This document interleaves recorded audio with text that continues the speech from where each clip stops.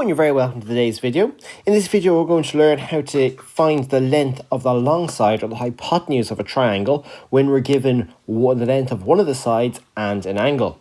So in this sample question up here, you can see yourself we've got the angle 31 degrees, we've the length of the side 10, and we're asked to find the value of x. And x is clearly the hypotenuse because it's the long side of the triangle or the one across from the right angle.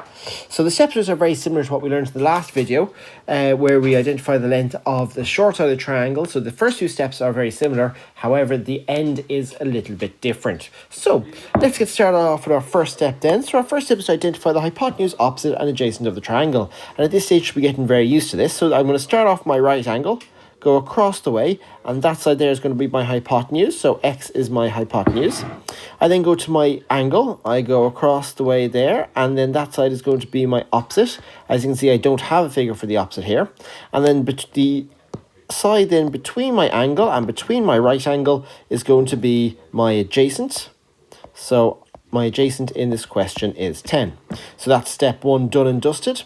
I now go on to step 2. I have to decide if I'm going to use sine, cos or tan. So now this is where our little memory aid kicks in. Our little memory aid, if you remember. Can you think of it? Say it there now if you can remember. I'm going to assume you got it right and say, well done. It was, of course, so, ca, toa. So obviously stands for sine is equal to the opposite over the hypotenuse.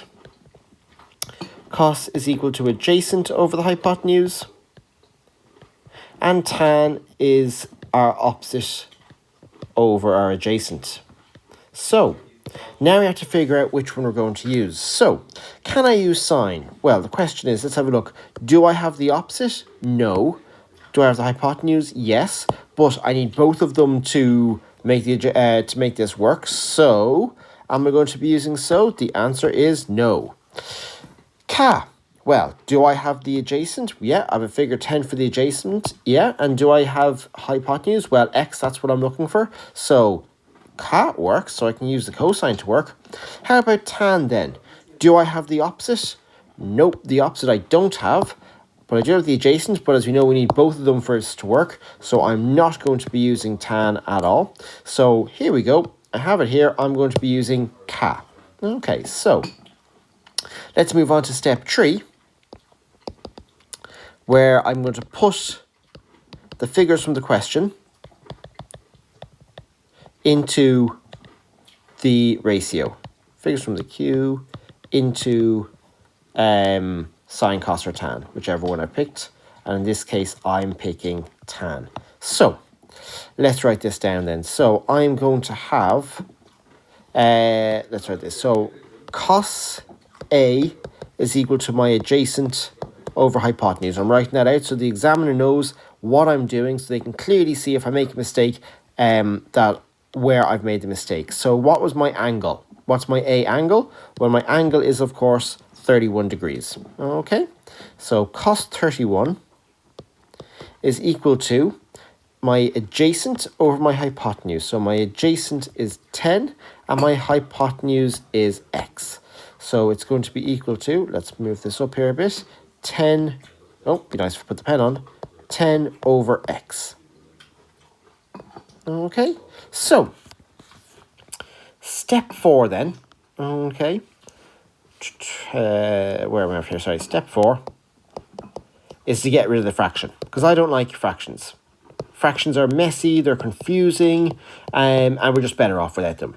So get rid of the fraction. How am I going to do that? Well, I multiply the entire line by whatever's on the bottom. So in this case, I have nothing on the bottom of the left-hand side, but I have an x on the bottom of the right, so I'm going to multiply both the left-hand side and the right-hand side by x. So now I'm going to have x multiplied by cos 31 is equal to 10 over x multiplied by x. Now, on the left-hand side, there's nothing else I can cancel off there, so that becomes x times cos 31 is equal to, well, at the right-hand side, my two x's can cancel out, so that's going to leave me with a plain and simple 10. Now, up until now, these steps follow exactly as what we were doing on the short side. However, in the last question, we had managed to separate x by itself. In this question, that has been the case. We now have a case where we've x times 31. I can't do that. No calculator can work that out for me, and I've got a number here by itself. I need to basically get x by itself. So I need to get x onto one side of the equals without any other numbers or anything there. So how am I going to do that? Well, let's just rewrite this line for simplicity. So x cos 31 is equal to 10. How am I going to get x here all by its own? Well, here I've got, what this base line here basically means it's x multiplied by cos 31. I need to get this cos 31 out of here, and I need to get it over to this side here. How am I going to do that? Well, if that's multiplied, what is our opposite to multiplication? Have a think about that there. It is, of course, divide. So, I therefore need to divide cos 31 out of here.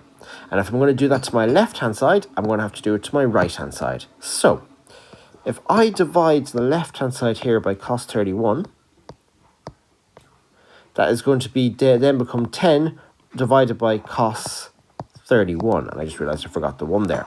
Okay, so now when I continue this through, I now on the left-hand side can cancel out my 2 cos 31s. So I'm going to be left with x. On my right-hand side then, there's nothing I can cancel out or change there. So I now have a case of 10 over cos 31. Now, what do I do next? Now what I simply do is I just put that straight in my calculator. So I literally get out my fraction button and I put in 10 on the top part of the fraction. I put in my cos 31 on the bottom part of the fraction. And then all going well, my calculator should give me an answer. And I would advise you to check this on your calculator as well to make sure you're doing this right. Is 11.666333397. Now, in this question here, we're asked to give this answer to 2 decimal places. So, let us look here at what we actually need. I need to look at the first 3 numbers after the decimal point there. So, I'm going to have here x equals 11.6, but what's that second number going to be? So, I go to my third number here, okay, after the decimal point, and if that's 5 or above, it means my second number is going to go up by 1. So this is over 5. That 6 is over 5. So that's 6 here. The second number becomes a 7. So, folks, the length of my side x, which is my hypotenuse, is 11.67. Hope you enjoyed that video. If you have any questions, ask below in the comments. If you enjoyed this video, give it a like and why not subscribe to the channel. Thanks very much for watching, folks. See you in the next lesson. Bye.